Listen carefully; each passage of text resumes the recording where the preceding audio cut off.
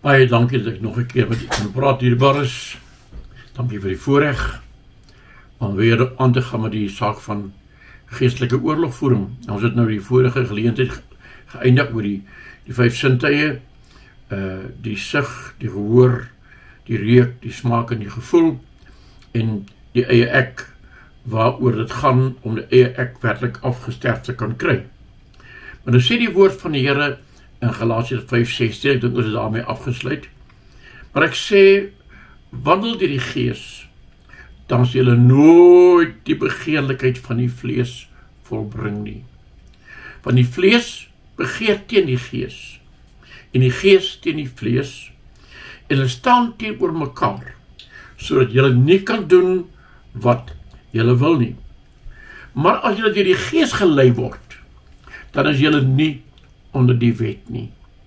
En die werke van die vlees is openbaar, naamlik oorspel, hoerery, onreinheid, ongebondenheid, vers 20, afgodery, towery, vyandskap, twis, jaloersheid, toornigheid, naëwer, tweedrag en partyskap. Nou, as ons nou die onderwerp geestelike oorlogvoering hier wil inbring, waarmee sal ons veg? Waarmee veg ons teen hierdie dinge? Want jy sê dat die Gees staan teen die vlees en die vlees staan teen die Gees.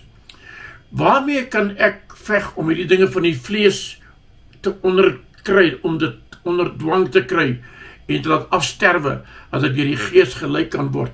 En daardie geveg is die geestelike oorlogvoering. Daar is baie ander aspekte van oorlogvoering, wat ons seker nog by sal kom. Maar ons kan die ander aspekte van geestelike oorlogvoering nie regtig suksesvol doen, as ons nie hierdie ek oorlog kan klaarkry nie. Die oorlog met die eie ek, met my en die vyand in my nie. Nou die woord van die Here sê in 2 Korintiërs 10 vers 4, dat ons wapens is nie vleeslik nie. Jy kan dit nie met jou verstand doen nie. Jy kan nie met jou eie wil dit net doen nie. Ja, jou wil is baie belangrik om dit daarbij betrokke te raak, maar weet jy wat, ons wapens is nie vleeslik, sê die woord, maar kragtig deur God om vestings neer te werk. Nou, die watter wapen is die suksesvolste om hierdie vesting van eie ek te oorwin? Jakobus 4 vers 7 sê, onderwerp julle dan aan God, weerstaan die duiwel en hy sal van julle wegvlug. So die antwoord is in een sin onderwerping aan God se woord. Nie my wil nie, maar u wil. Dit is die wapen van die Gees. Trouwens, as jy Efesiërs 6 gaan lees oor die wapenrusting, daar baie mense sê, hulle bid in die oggend tot hulle opstaan en gaan hulle bid, dan trek hulle eers die wapenrusting aan. Jy kan nie dit aantrek en uittrek nie, want as jy hom eers moet aantrek in die oggend, wanneer jy hom uitgetrek, en jy kan nie in 'n nag, al slaap jy, sonder die wapenrusting nie. Dis iets wat jy het, wat God jou gee, en wat jy moet beoefen. Jy kan nie uittrek en aantrek nie. Dis nie 'n ding wat jy kan aantrek nie. Maar die wapen van die Gees is die woord van die Gees, en hy sê in Efesiërs 6, die woord is die swaard. Is die enigste wapen. Die beskerming, die hoof is daar, die borswapen van geregtigheid, en al die dinge, ons sal 'n bietjie daaroor praat op 'n dag. Maar die enigste wapen wat jy het in jouself, om teen die werk van die vyand te veg, is die woord van die Here. So ek wil die aanraai.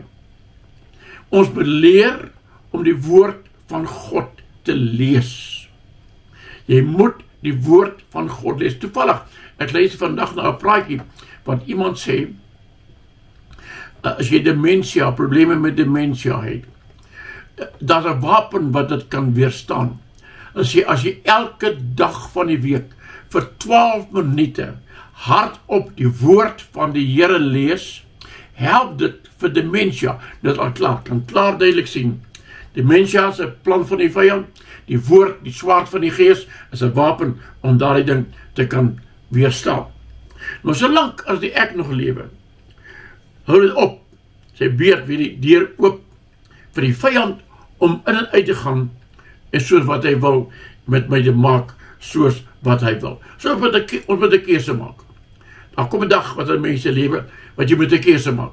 Ek gaan begin om oorlog te voer teen die eie ek en sy begeertes en sy probleme en sy swakhede. Is 'n keuse. Jy moet 'n beginpunt. Jy sê vandag, hierdie dag, gee die datum en die uur. Vandag besluit ek wil 'n oorwinnaar word. Ek gaan wen. Ek het die wapens van die Gees. Ek het dit. Ek gaan. Maar is 'n keuse wat jy maak. Hoor wat sê Jeremia 21 vers 8. Aan hierdie volk moet jy sê, so spreek die Here. Kyk, ek hou julle die weg van die lewe voor en die weg van die dood. Galasiërs 2 vers 20. Ek is met Christus gekruisig en ek leef nie meer nie, maar Christus leef in my. En wat ek nou in die vlees lewe, leef ek deur die geloof in die Seun van God, wat my lief gehad het en homself vir my oorgegee. Dis die beginpunt. Maak 'n keuse. Ek wil van nou af myself losmaak van hierdie vestings van die Satan in my lewe. Ek sê nie hy wil besete nie, net daai eie ek te kan onderkry en hom te kan wen. Ek is met Christus gekruisig. As jy Jesus aanneem as die Seun van God, word jy inderdaad saam met hom gekruisig, want die woord sê, hy het sonde geword vir ons, so ons kan word geregtigheid van God in hom. Sy kruisiging was nie maar net so 'n toevallige dingetjie nie, was 'n baie groot doel in my lewe om te bereik, om my los te maak deur sy bloed en die wapens van die Gees, om los te kom van die sonde, want Jesus het die sonde vasgenaal aan die kruishout van Golgotha. Een saak moet ons weet en verstaan. En dit is dat die duiwel gee nie maklik sy vestings afneem. Hy slaan altyd op die teerste punt in jou lewe toe. Waar is dit? Jou ego, die ek. Dit is 'n lewenslange geveg wat ek en u sal moet weet om te veg tot aan die einde van die tyd. Nou, ek wil begin met die praat, dan moet ons net, dit klink nou vreeslik nie, ek wil net hê, hou net moed, daar is oorwinning te verkry, maar neem met die krag van ek nie, maar deur Jesus Christus, die Seun van God. Daar is oorwinning, daar is oorwinning. Daar is baie ander vestings. As ons nou hierdie een vesting van die ek afgehandel het, die een is die groot vesting, met baie klein vestingkies binnekant, die 5 voudige sintuie, die gehoor en die sien en die smaak en al die dinge, maar dan kom ons by 'n ander vestings van die vyand. Maar ek dink, vir nou moet ons eers aanvaar, ons het hierdie vesting van ek probeer om aan te raak en so 'n bietjie oor te praat. Ek dink mens kan seker baie meer oor dit sê, maar ek wil nie die goed te langdradig maak nie, dan gaan mense die draad verloor en hulle gaan nie verder luister nie.